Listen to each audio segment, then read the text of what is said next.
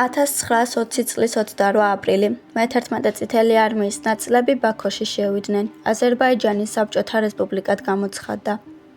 1920 წლის დეკემბერი ბოლშევიკებმა საბჭოთა ხელისუფლების დამყარება სომხეთში შეძლეს. ამიერკავკასიაში დამოუკიდებელი სახელმწიფო მხოლოდ საქართველო დარჩა. ნათელი იყო, რომ წითლების შემდეგი სამიზნე ჩვენი ქვეყანა იქნებოდა.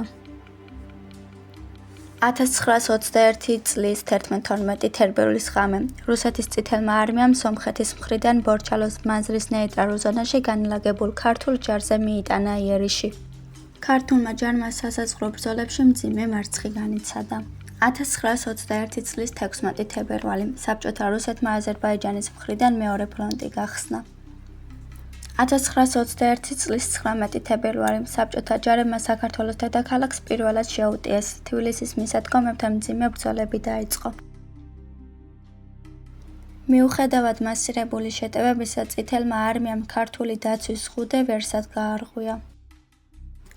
თუმცა წითლებმა რიცხობრივი უპირატესობით ისარგებლეს, ფლონტი გაწალეს და დედაქალაქის დამცველთა ალყაში მოქცევის საფრთხე შექმნეს. 1921 წლის 24 თებერვალი ალყაში მოქცევის საშიშროების გამო მთავარსარდალმა გიორგი კვინიტაძემ თბილისიდან მცხეთისკენ უკან დახევის ერთპიროვნული გადაწყვეტილება მიიღო. კვინიტაძის ბრძანების შესაბამისად ქართულმა არმიამ უკან დახევა დაიწყო. 1921 წლის 25 თებერვალი შუადღესაც საქართველოს დედაქალაქში წითელი არმიის მეწინავე რაზმები შემოვიდნენ. მაშინ, როდესაც თბილისის მისადგომებთან ბრძოლები მიმდინარეობდა, დამფუძნებელი კრების საგანგებო სხდომამ საქართველოს კონსტიტუცია მიიღო. საქართველო არის თავისუფალი, დამოუკიდებელი და განუყოფელი სახელმწიფო. მუდმივი და უცვლელი ფორმა პოლიტიკური წყობილებისა არის დემოკრატიული რესპუბლიკა. ასე იყო განმარტებული კონსტიტუციის პირველ თავის პირველივე მუხლში საქართველოს პოლიტიკური მოწყობის საკითხი. პირველი ქართული კონსტიტუცია სახელმწიფოს ძირითადი კანონის კლასიკურ მაგალითს წარმოადგენდა. კონსტიტუციაში აისახა საქართველოს დემოკრატიული რესპუბლიკის სახელმწიფოებრივი აღმშენებლობის გამოცდილება და იმდროინდელი ეპოქის მისწრაფებები. ეს იყო იმ დროის სამყაროში ერთ-ერთი ყველაზე პროგრესული კონსტიტუცია, რომელიც 17 თავისა და 159 მუხლისგან შედგებოდა. კონსტიტუციის მიხედვით გაუქმდა სიკვდილით დასჯა.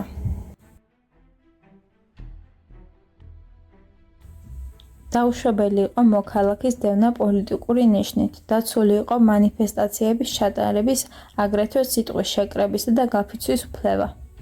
თანასწორად ცხადდებოდნენ ორივე სქესის მოქალაქეები, სავალდებულო და საყოველთაო ხდებოდა დაწყებითი განათლება. დაცული იყო ეროვნული უმცირესობების უფლებები, არც ერთ სარწმუნოებას არ ენიჭებოდა უპირატესობა.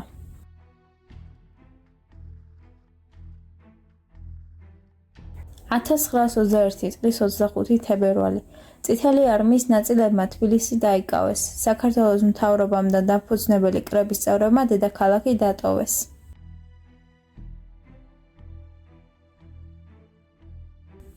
ბოლშევიკური ოკუპაციის გამო პირველი ქართული კონსტიტუცია სულ 4 დღე მოქმედებდა.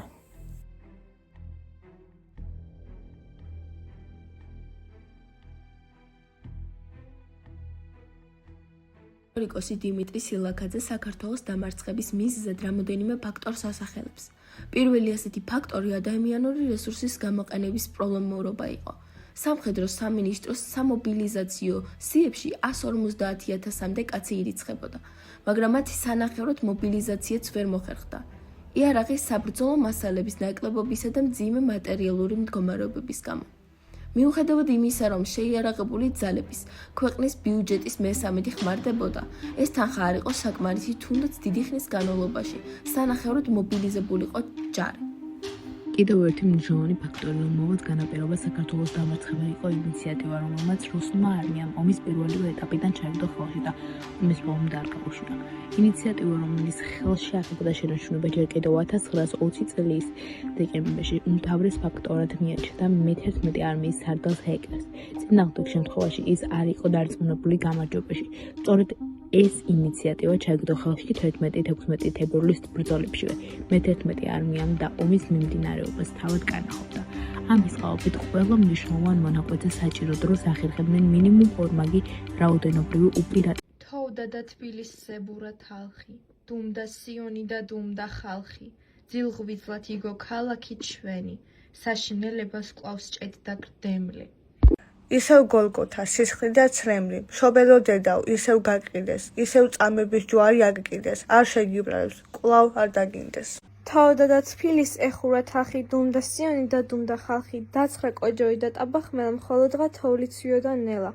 ნებოდა გმირების გვამებს, განგმირულ მკერდებს, დალეწილ მკლავებს, დაუძრავ იყო თებერვლის ღამე, თოვდა და თბილისებურა თალხი. დუმდა სიონი და დუმდა ხალხი, იმ გზით სად წინათ ელავდნენ ხმლები, სად სამას გმირთა დაიფშნა ძვლები, სად ქართლის დედის ცრემლი. მძიმედ დაეშვა ჩვენი ალამი, სად გმირთა სისხლით ნაყოფიერი, თოვს დაეფარა კრწანისის ველი, წითელი დროშით მოგარილ ყელით. თეთრ ცხენზე მჯდომი ნაბიჯით ნელით, შემოდიოდა სიკვდილით ცელით, თოვდა და თბილისებურა თალხი, დუმდა სიონი და დუმდა ხალხი.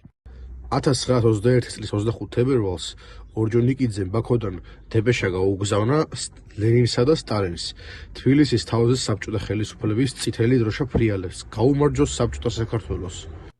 From a 1921 proclamation of the Georgian government in exile, our struggle is not over.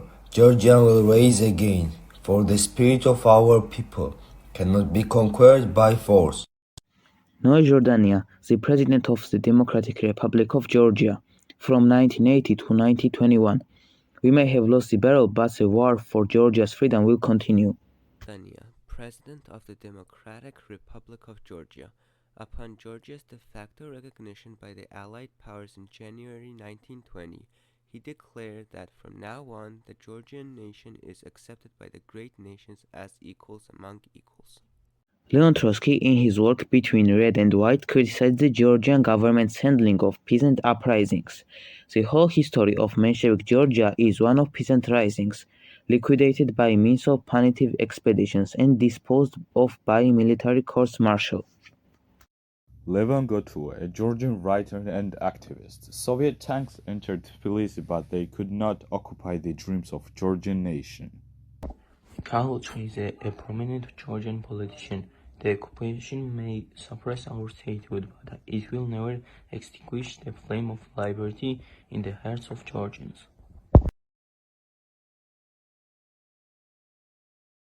Karl Chryze, a prominent Georgian politician. The occupation may suppress our statehood, but it will never extinguish the flame of liberty in the hearts of Georgians. On February 16, 1921, Noe Jordania addressed the Georgian people. Take up the sword, put men and women to work, create new detachments, protect decency within and eliminate traitors and disloyal people. Know that the victorious Bolsheviks will rob and tear you apart. Georgia will die, but it will not surrender to the enemy. Timur Taqashvili was a prominent Georgian historian, archaeologist, and public figure. He played a crucial role in preserving Georgia's cultural heritage, especially during the country's turbulent periods in the early 20th century. One of his most important contributions was safeguarding the Georgian treasury, a collection of invaluable cultural and historical artifacts, which he took with him to France after the Soviet occupation of Georgia. In 1921, he protected the treasury for over 2 decades in exile and ensured its safe return to Georgia in 1945. Simon Janashia, a historian reflecting on the occupation. 1921 was not just the loss of independence, it was the beginning of a long and painful struggle for our national identity. In his work Between Red and White, criticized the Georgian government's handling of peasant uprisings. The whole history of Menshevik Georgia is one of peasant risings, liquidated by means of punitive expeditions and disposed of by military courts-martial. Levan Gotua, a Georgian writer and activist. Soviet tanks entered Tbilisi, but they could not occupy the dreams of Georgian nation. Mikhail Chvaize, a prominent Georgian politician.